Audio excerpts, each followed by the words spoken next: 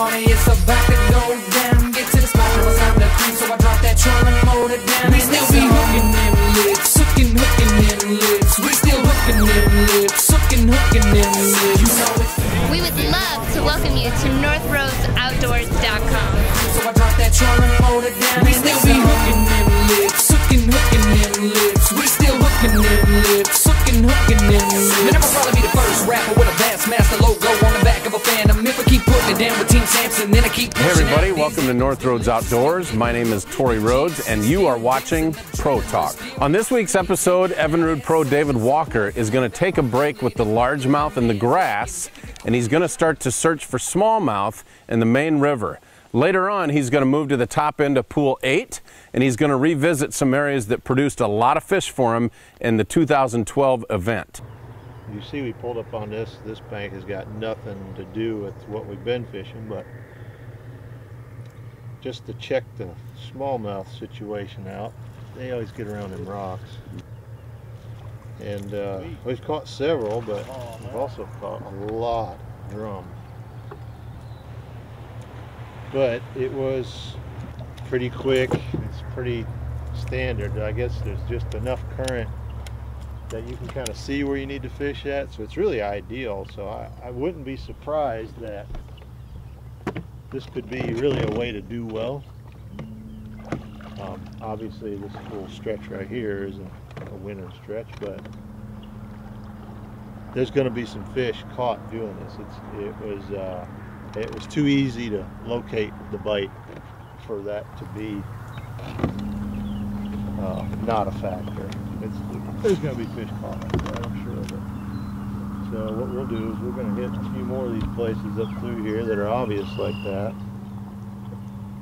and see if we get out of the drum, or if we can find a little stretch that's just got more bass than drum.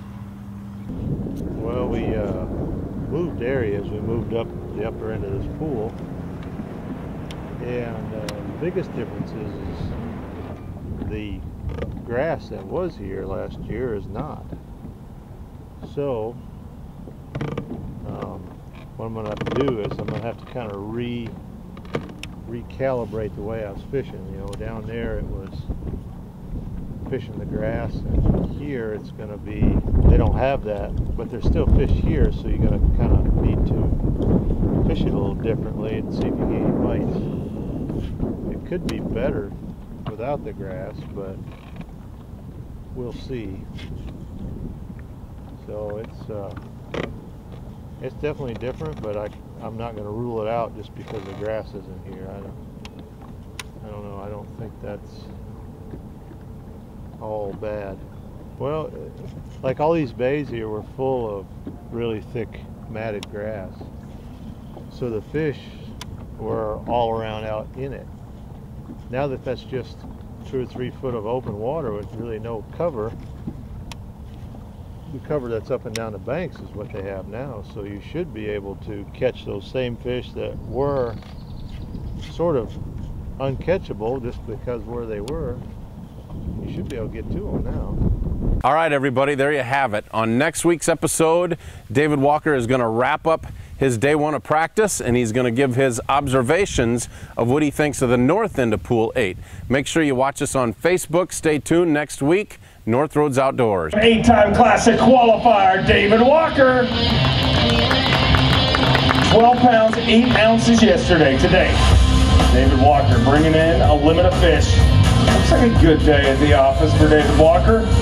5 fish at 12.8 yesterday. Let's get him inside that 50 cut.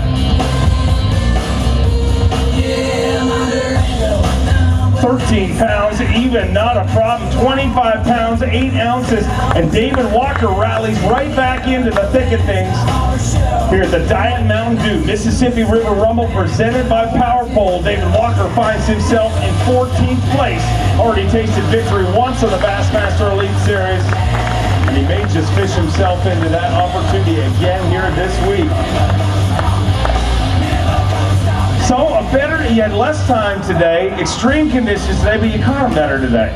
No, my weight was better today. I did not catch them better today. I really caught my 5th fish with about 10 minutes left to go. So it was definitely a challenge out there. I mean, we had everything in the world thrown at us today, but you know, that's what makes a tournament great, is, you know, to see who can really adjust to the conditions.